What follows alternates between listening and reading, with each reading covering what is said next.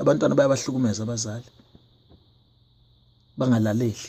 baphendule gcine bona ingane gcine yona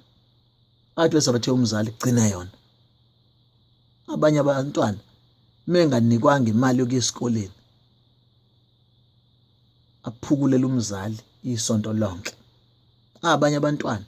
ngisho sekufuna kuyiwe tertiary iyabiza imfundo akakwazi umzali uku-afford ingane athi okungenani uma ngingakwazi ukuyisa e-university ngicela uye college ithi ingane ngeke ngiyenze leyo nto ngamane ngihlale mina uthi uyayibuza ingane khona ama college ngisho anoxhaso likahulumeni amaningi ngeke ngiwasho la kodwa uthola ukuthi ingane ayiyi lapho noma izifundo zakhona zifana nenyuvesi ibingaqashwa ithole nomsebenzi ngoba iyingane ethi misishinto yazi ukuthi igcina yona kungcono vele ingakiyenzi leyo nto ngihlale phansi ihlale iminyaka ingane ngoba naku abakwazi ekhaya ukufinyelela la ifuna khona. Ngiyafisa ukuthi uma ingane ikhuzwa akube ingane esolekayo kungabi ingane engakhuzeki noma la ekhaya ikhuzwa iphukule kodwa isimangaliso umikabe ikhuza uboyfriend uma ethanda ikhuza nangempama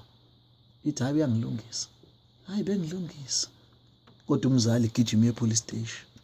ukuthi uyayi-abuse kanjalo nomfana mekhuzwa la ekhaya akezwe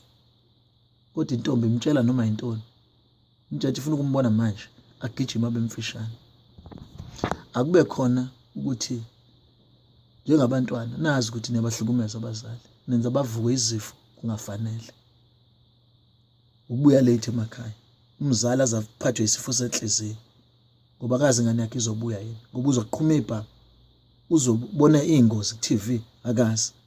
zivala ingcingo kushintshwe izinamba njalo kuhlukumeza umzali lokho afu